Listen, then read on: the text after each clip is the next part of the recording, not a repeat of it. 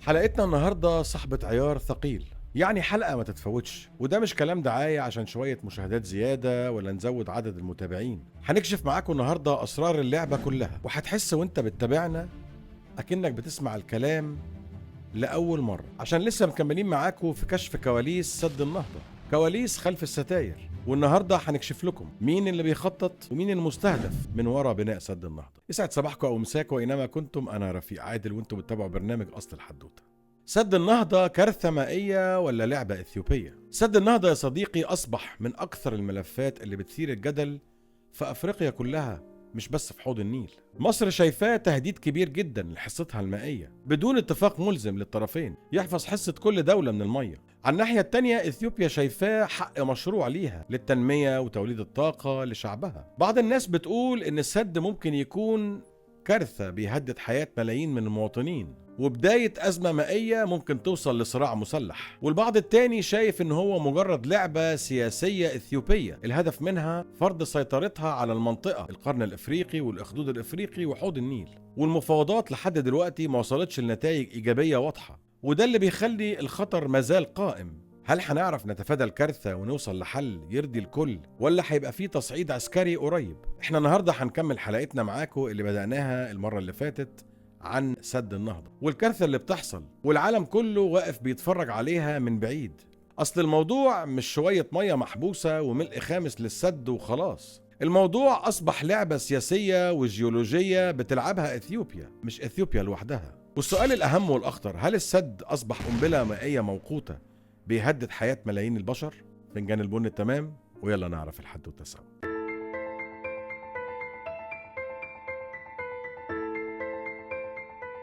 دكتور عباس شراقي أستاذ الجيولوجيا بجامعة القاهرة كشف لنا عن فضيحة كبيرة، فضيحة بتعتبر من العيار الثقيل. كشف لنا وقال لنا إن حوالي 20 مليار متر مكعب من المية اتسربت لباطن الأرض تحت سد النهضة. وده مش كلامه بس، النسبة دي من أصل 64 مليار متر مكعب مخزنين ورا السد.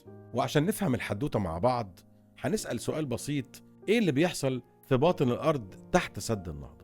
20 مليار متر مكعب مية اللي تسربوا تحت السد ما تسربوش كده وخلاص، دول دخلوا في فوالق أرضية تحت جسم السد وتراكمت على مدار سنين كتير فاتت. طب ده معناه إيه؟ معناه إن الأرض تحت السد أصبحت قنبلة جيوفيزيائية. وعشان تفضل معايا على نفس الخط وما تتوهش مني، هشرح لك ببساطة يعني إيه كلمة جيوفيزيائية. كلمة جيوفيزيائية بتتكون من شقين، كلمة جيو اللي هي الأرض باليونانية، وفيزيائية اللي هي دراسة علم الأرض والظواهر الطبيعية. والجيوفيزيائية بتتعلق بدراسة الخصائص الفيزيائية للأرض واستخدام مبادئ الفيزياء لفهم الظواهر الجيولوجية والجغرافية، زي فهم القشرة الأرضية والزلازل والنشاط البركاني في مناطق معينة ومجالات الجاذبية والمغناطيسية في الأرض. اوعى تكون تهت مني، بس كنا بنحاول نوضح معاكم يعني إيه كلمة جيوفيزيائية. قنبلة جيوفيزيائية يعني قنبلة بتتعلق بالظواهر الطبيعية اللي خلقها ربنا. المية اللي اتسربت من السد 20 مليار متر مكعب عملت ضغط رهيب في باطن الأرض، خصوصا مع وجود فوالق أرضية، وده اللي بدوره بيحرك الصخور في باطن الأرض تحت جسم السد وبيعمل زلازل كتير زي اللي شفناها الفترات اللي فاتت. وهنا بيكمن الخطر الحقيقي، مش بس على إثيوبيا، على الدول المحيطة بيها كمان، وممكن يؤدي لانهيار السد. ولو السد انهار هتحصل كارثة مائية هتهدد مصر والسودان والدول المحيطة بإثيوبيا والسد. تخيل معايا كده يا صديقي، مليارات من الأمتار المكعبة من المية هتندفع بقوة رهيبة، مفيش أي حاجة هتقدر تقف في وشها وتوقف الاندفاع ده. ويجي هنا سؤال مهم جدا، هل ده إهمال ولا تخطيط؟ وهل التسريب ده إهمال فني ولا عدم دراسة جيدة للمشروع؟ ولا في تخطيط سياسي إثيوبي خلف بناء سد النهضة؟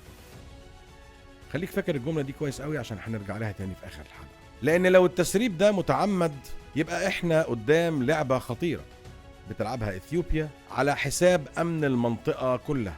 الحقيقة إن لازم يكون في حل سريع وجذري يحل الموضوع. ولو السد بيعتبر فعلا قنبلة مائية موقوتة يبقى سلامة الشعوب المنطقة كلها على المحك. المطلوب دلوقتي تدخل دولي سريع، مش اجتماعات ومفاوضات. اللعبة خلصت؟ لا لسه. لو خلصت فنجان البن الأولاني، فنجان البن التاني، ويلا نكمل سوا. لأن لسه قدامنا كلام كتير ما اتقالش عن ملف سد النهضة واللي بيحصل ورا الكواليس. وخلينا نبدأ بسؤال هو الأهم والأخطر في الحلقة بجد: إثيوبيا ناوية على إيه؟ دلوقتي لما تعرف إن 20 مليار متر مكعب من المية اتسربت لباطن الأرض، أكيد في أسئلة كتير بتيجي في دماغ كل واحد فينا. هل الإدارة الأثيوبية لما خططت لبناء السد كانت عارفة إن في فوالق أرضية تحت السد؟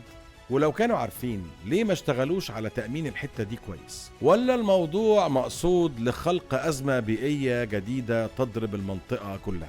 علامة استفهام كبيرة. عشان كده قلت لك خليك معايا لآخر الحلقة، هنكشف لك الكواليس كلها. ونيجي هنا معاكم الجزئية مهمة جدا وهي الزلازل. الزلازل هي اللعبة الأخطر في الموضوع كله. في تقارير بتقول إن الزلازل اللي بتحصل في منطقة الأخدود الإفريقي ليها علاقة بالمية اللي اتسربت تحت بطن السد أو في باطن الأرض. طب هنعمل ايه لو في ميه اتسربت اكتر من 20 مليار متر مكعب؟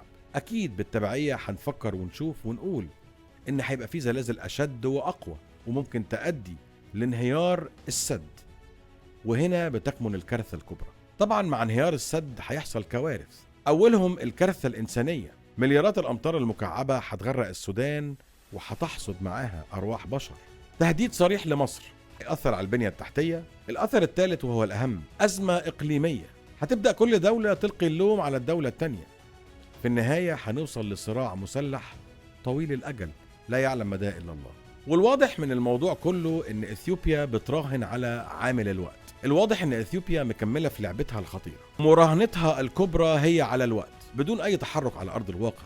وكل يوم بيعدي أو كل يوم بيمر السد بيحجز مية أكتر، بتتسرب لباطن الأرض بشكل أكبر، والكارثة بتزيد. اللعبة مستمرة وكلامنا لسه مخلصش. لكشف كواليس اللعبة الأخطر على مر التاريخ، أزيدك من الشعر بيت يا صديقي: دولة الكيان بتبدأ مبدئيا في تنفيذ قناة بن غوريون وانت بتشوف الحلقة دي. بس اللي عايزك تكون واثق منه ومتأكد إن إثيوبيا لوحدها لا تقدر تبني ولا تقدر تمول ولا تقدر تأمن سد النهضة. علامة استفهام كبيرة. أمال مين اللي بيمول السد وبيأمن السد وبيبني السد؟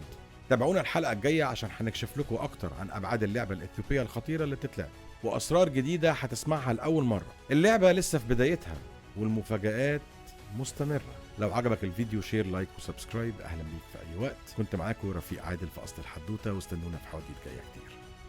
أشوفكم على خير.